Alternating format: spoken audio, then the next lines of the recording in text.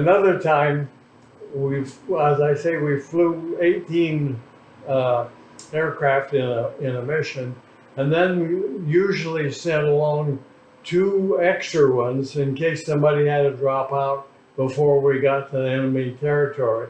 If nobody dropped out when you got to the line, then they called them a spare. They turned around and went back. And I was flying spare one day on the mission. We were still on Corsica. Oh, excuse me.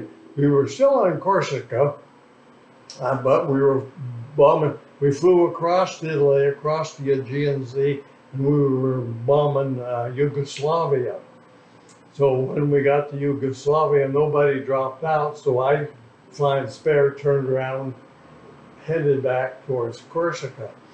Well, the weather was kind of iffy when we left, and when we were on our way to Corsica, we skirted a storm. And when we come back, we had a engineer or a navigator bombardier, and so I called up the navigator on the intercom and said, "What's the course home?" So he just drew a straight line from where we were to Corsica, and didn't realize that there was a storm between us. So we were flying probably 10,000 feet, and the clouds came down, so I dropped down to 9,000 feet. The clouds came down, and I dropped to 8,000 feet, and the clouds came down. And we got over the coast, we were over the Aegean Sea, and then we got to the coast of Italy, and we were down, 7,000 feet. But it was, you could see the storm in front of us, and we knew there was a range of mountains between us and Corsica, and the clouds were in the, or the mountains were in the clouds. So, and I'd never flown on instruments in a B-25. I didn't even know where they were or what they were. So I called up the navigator on the intercom, and I said, "I think we're going to have to find an airport. What's the course to Rome?" Which was way south of us. And so he gave me a heading for Rome. And so we started to go to Rome.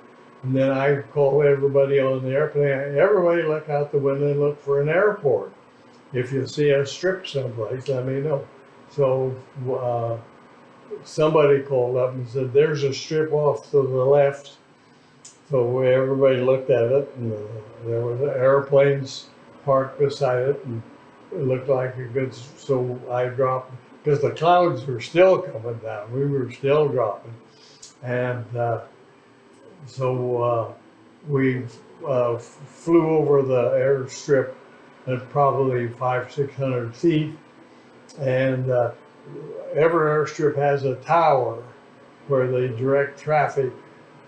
And so when we dropped down and went over the field, the tower had the, I can't remember what they call it.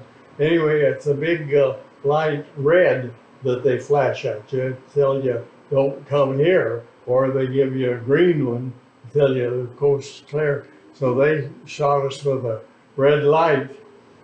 And so I looked at the strip, and I didn't see anything wrong with it. And I looked at the clouds, and I knew I wasn't going to fly through that. So we went around in the traffic pattern, dropped our gear, and the tower kept the red light on us, and it was bright. It just lit up the whole cockpit.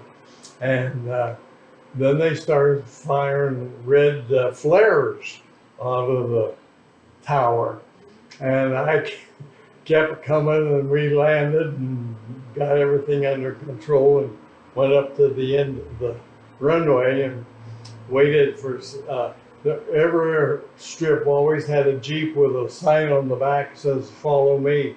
So when you're on a strange airport, you get the Jeep and he'll take you wherever you want to go.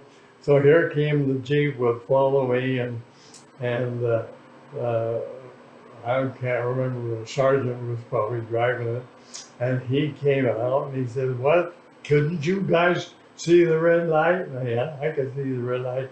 And he said, "Well, Captain so-and-so wants to talk to you." So we followed the Jeep over to the tower, and it was a British airstrip, and a British officer just chewed me out to a fare thee well for landing against the red light. So I explained to him that I was unfamiliar with instruments on a P-25, and we were more or less almost lost. And I took the first strip that I could see to land and get out of the weather.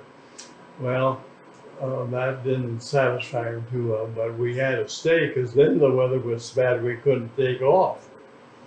And we had to stay all night. So the next morning we gas up our airplane and take off for Corsica. The weather cleared. And when I get back to our strip on Corsica, I land. We didn't need a Jeep to follow because we knew where we were, so we landed, went over to our hard stand, and got a ride back to the living area. And a few minutes, maybe an hour, I can't remember what it was. Sergeant came, knocked on the door of our room, and said that Major so-and-so wants to see you. So here goes again. So I walked over to headquarters and reported in, and I knew the major. I was the officer in charge of the officers club, so I was in the office very frequently. So I called him Major, and he called me Bob. So he knew who I was, and he said, "Bob, what the hell were you thinking of landing against the red light?" And so I said, "Well, we were more or less lost. The weather was closing in. I don't know anything about flying the instruments on a 25. And I said, I took the first strip that I could find." And well, that was the good enough answer. So he chewed me out and chewed me out. So that was, I kind of remember that occasion.